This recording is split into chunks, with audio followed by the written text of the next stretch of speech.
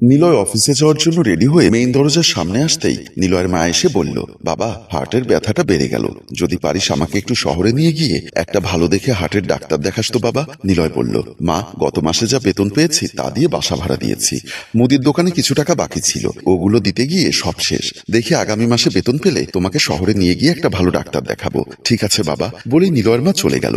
নিলয়ের বউ জেসি এসে বলল, যদি পারো আগামী মাসে টাকা বাঁচিয়ে মায়ের চিকিৎসাটা করে নিও, না হলে যে কোনো মুহূর্তে একটা দুর্ঘটনা ঘটে যেতে পারে। যে সামান্য টাকা বেতন পাই এই টাকায় সংসার চালাতে হিমশিম খাচ্ছি।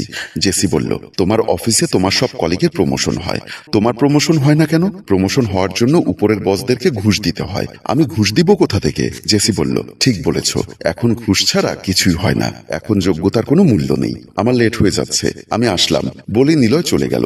জেসি দরজাটা বন্ধ করে দিল।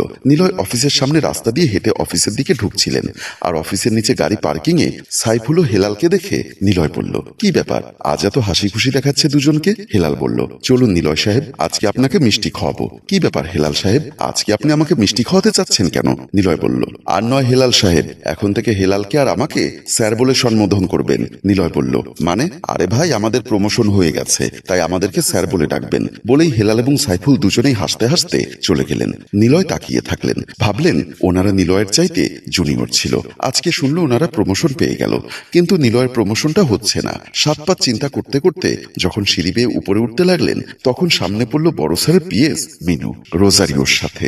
মিনু বলল, কি ব্যাপার নিলয় সাহেব, কি ভাবছেন? হেলালা সাইফুলের প্রমোশনটা আপনা আপনি হয়েছে? নিলয় বলল, তাহলে কিভাবে হয়েছে? মিনু রোজারিও বলল, শুনেছি আপনি স্টুডেন্ট হিসাবে খুবই ব্রিলিয়ান্ট ছিলেন, কিন্তু সোজা বিষয়গুলো সোজাভাবে বোঝেন না কেন? আমি আপনার কথা বুঝি না, একটু বুঝিয়ে বলবেন কি? চলুন ক্যান্টিনে বসে ধীরে সুস্থে আপনাকে সব বুঝিয়ে বলছি। বলে ওরা ক্যান্টিনের উদ্দেশ্যে চলে গেলেন। ওরা দুজনেই ক্যান্টিনে এসে বসলো। ক্যান্টিনে তেমন লোকজন নেই। মিনু বলল, বর্তমান বাজারে প্রমোশন পেতে গেলে কিছু দিতে হয়, পারবেন 5 লক্ষ টাকা দিতে? তাহলে আমি বড় সাহেবকে বলে আপনার প্রমোশনের ব্যবস্থা করে দিব। সামান্য কটা টাকা নেই বলে মাকে একজন ভালো হার্টের ডাক্তার দেখাতে পারছি না, আর 5 লক্ষ টাকা কোথায় পাবো?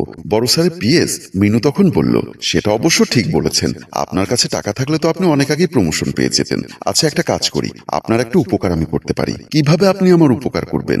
মিনু এবার একটু নড়ে চড়ে বসে ডানে বামে দেখে নিলয়কে ইশারায় মুখের কাছে কান আনতে বললেন। নিলয়কে আস্তে আস্তে বললেন, আপনার হাতে টাকা নেই তো কি হয়েছে? আপনি তো জানেন আমাদের বড় সাহেবের একটু মেয়েলি প্রবলেম আছে। আপনি এক কাজ করতে পারেন, সেটা হচ্ছে কেউ না জানার মতো আপনার সুন্দরী বউকে বড় সাহেবের রুমে কিছুক্ষণের জন্য পাঠালে নির্ঘাত আপনার প্রমোশন হয়ে যাবে। নিলয় বলল, কি বলছেন আপনি এসব? আমার বউকে আমি বড় স্যারের রুমে পাঠাবো কেন? প্রমোশন পাওয়ার জন্য পাঠাবেন? এটা কিভাবে সম্ভব? আরে ভাই, মানুষ প্রমোশন পাওয়ার জন্য কত কিছুই না করে, আর আপনি আপনার বউটাকে বড় স্যারের রুমে পাঠাতে পারবেন না? একবার ভেবে দেখুন, আপনার লাইফ সেটেল হয়ে যাবে। কিছুক্ষণের জন্য বড় স্যারের রুমে আপনার বউ বড় স্যারের সেবা যত্ন করবে, এই আর কি। তারপরে আপনি সব ভুলে যাবেন আর আপনার প্রমোশন হয়ে যাবে। আমার কথাটা ভেবে দেখবেন, যদি রাজি থাকেন তো আমাকে বলবেন, আমি স্যারকে বলে সব ব্যবস্থা করে দিব।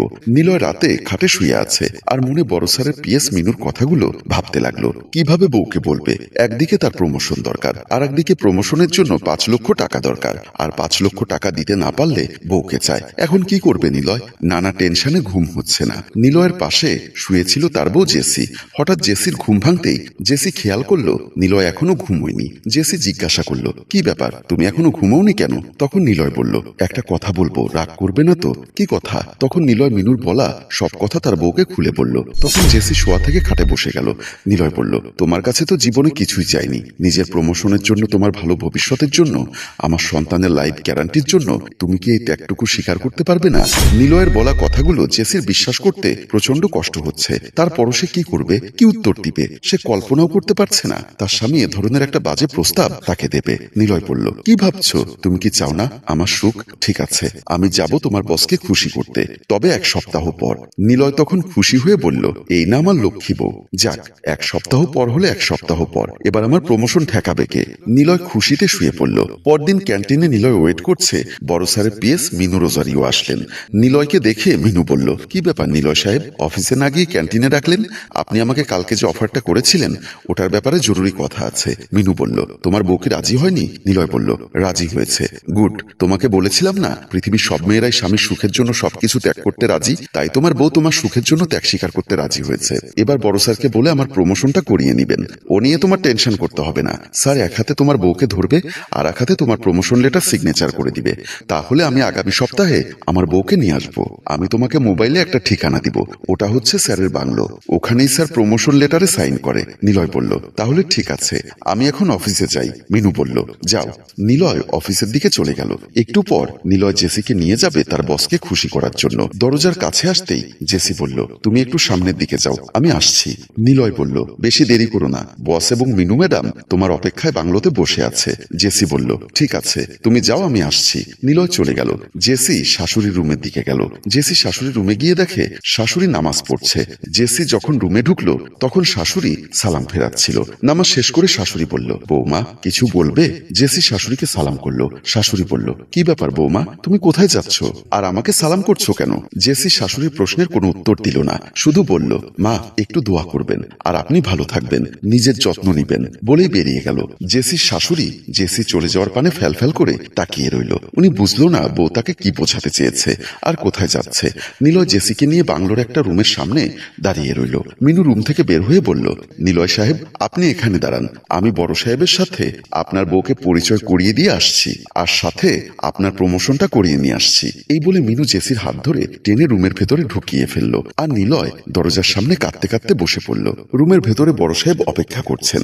মিনু বড় সাহেবের পাশে গিয়ে জেসিকে বসালো। তারপর বলল, স্যার ইনি হচ্ছেন নিলয়ের বউ, এবার দয়া করে নিলয় সাহেবের প্রমোশনটা করিয়ে দিবেন আর আমার দিকে একটু খেয়াল রাখবেন। কোনো সমস্যা নেই, তোমার প্রমোশন হয়ে যাবে, সাথে নিলয়ের প্রমোশনও হয়ে যাবে। তুমি যাও, বাহির থেকে দরজাটা বন্ধ করে দিও। মিনু চলে গেল। মিনু চলে যাওয়ার পর স্যার তারপর চশমা খুলে পকেটে রাখলেন। ব্লেজার খুলে খাটের একপাশে রেখে দিয়ে জেসির দিকে এক নজরে শকুনের দৃষ্টিতে তাকিয়ে রইল। এই বুঝি কোনো অভুক্ত বাঘ হরিণের উপর ঝাঁপিয়ে পড়বে।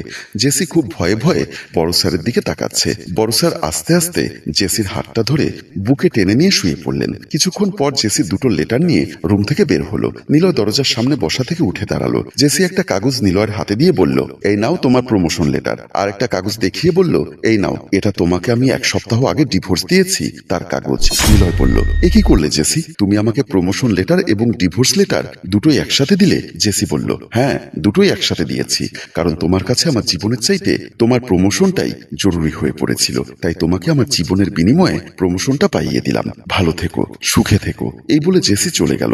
আর নিলয় ওখানে কাঁদতে কাঁদতে লুটিয়ে পড়ল। বন্ধুরা, আমাদের গল্পটি যদি আপনার ভালো লেগে থাকে তাহলে লাইক, কমেন্ট ও শেয়ার করে সবাইকে দেখার সুযোগ করে দিন। পেজটি ফলো করে সাথে থাকতে ভুলবেন না। ধন্যবাদ।